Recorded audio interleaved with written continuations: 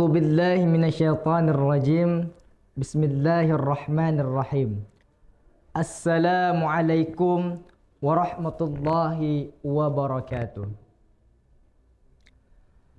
Alhamdulillahilladzi nawwara qulubana bil iman wal islam wa arsyadana ila sabili rusydi wal qawwam wa alhamana an nattabi'a sirata khairil anam. Salatullahi wassalamu ala alihi wa sahbihi wa man salaka tariqahu yaumal qiyamah, amma ba'd.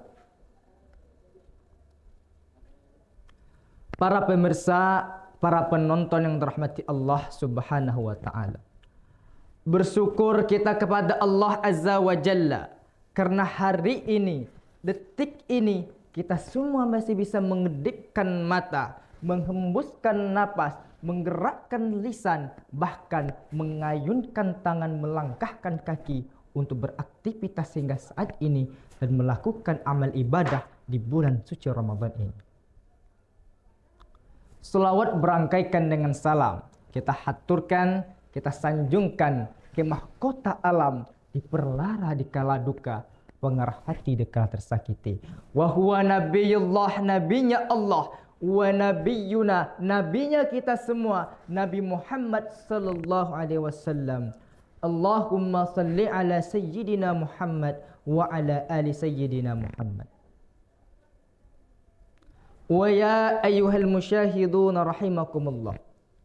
Para penonton, para pemirsa yang dirahmati Allah Subhanahu wa taala. Bulan suci Ramadan ini tidak hanya diisi dengan berpuasa di siang hari, beriktikaf atau melakukan sholat tarawih di malam hari. Namun itu semua lebih karena bulan Ramadan ini harus mampu menjadi tempat pelatihan dan pendidikan bagi umat Islam dalam menciptakan suatu peradaban manusia, peradaban yang mampu membawa keberkahan hidup di dunia dan di akhirat. Karena salah satu tujuan utama dari pelaksanaan bulan suci Ramadan adalah bertakwa kepada Allah Subhanahu wa taala. Karena itu semua sesuai dengan firman Allah di Quran surah Al-A'raf ayat 96. A'udzu billahi minasyaitonir rajim. Bismillahirrahmanirrahim. Walau anna ahlal qura amanu wattaqau lafatahna alaihim barakatin minas sama'i wal ard walakin kadzabu fa akhadnahum bima kanu yaksibun. Shadaqallahul azim. Walau anna ahlal qura amanu wattaqau, seandainya penduduk ini, negeri ini beriman dan bertakwa kepada Allah, la fatahna alaihim barakatin minas sama'i wal ard, pasti akan kami limpahkan keberkahan di langit dan di bumi, kata Allah. Walakin kadzabu, kata Allah, apabila mereka mendustakan ayat-ayat kami, fa akhadnahum bima kanu yaksibun, niscaya akan kami siksa mereka apa yang telah mereka kerjakan. Para pemirsa, para penonton yang dirahmati Allah Subhanahu wa taala. Maka dari itu, salah satu tujuan utama dari pelaksanaan bulan suci Ramadan ini adalah bertakwa kepada Allah Subhanahu wa taala. Dan jangan pernah menjadi orang yang rugi di bulan suci Ramadan ini. Tapi timbul sebuah pertanyaan, apa yang merugikan kita semua di bulan suci Ramadan ini? Apa sebab musababnya yang merugikan manusia di bulan suci Ramadan ini? Itulah orang yang melakukan amal baik hanya di bulan suci Ramadan. Orang yang menahan, orang yang berpuasa di bulan suci Ramadan hanya mendapatkan lapar dan dahaga. Dan orang melakukan maksiat di bulan suci Ramadan. Apa yang harus kita banggakan dengan semua itu? Bukankah bulan suci Ramadan ini bulan penuh dengan berkah, bulan penuh dengan keberkahan dan kemuliaan ini?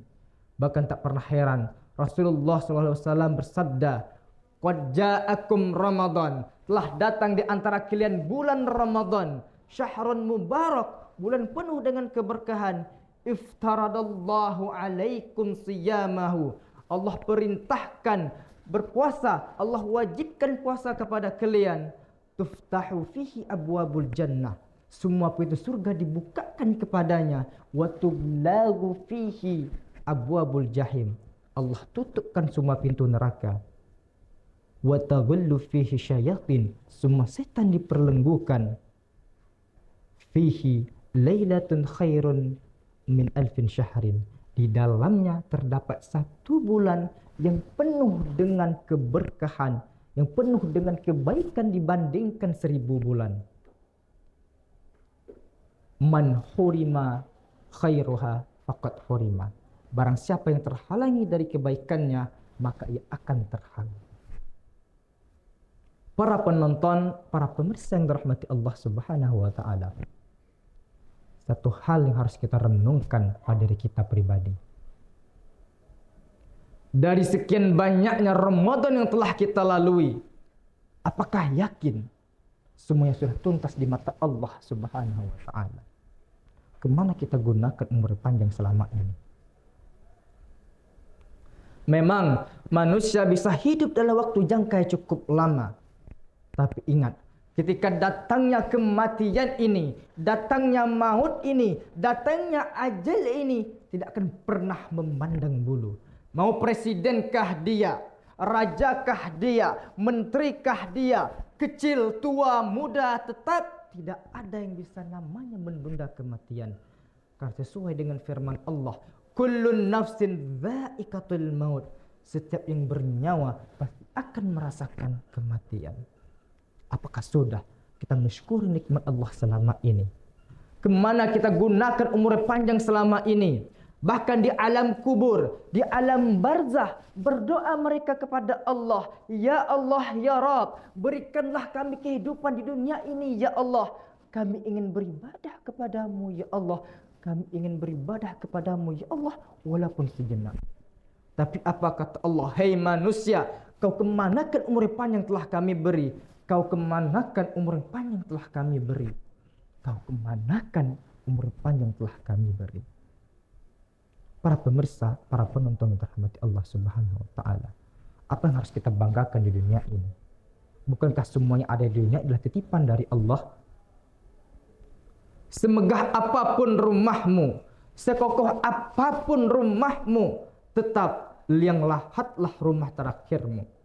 Sebanyak apapun mobilmu, semahal apapun kendaraanmu, tetap keranda mayatlah kendaraan terakhirmu. Dan sebagus apapun pakaianmu, sebanyak apapun pakaianmu, tetap kain kafanlah pakaian terakhirmu.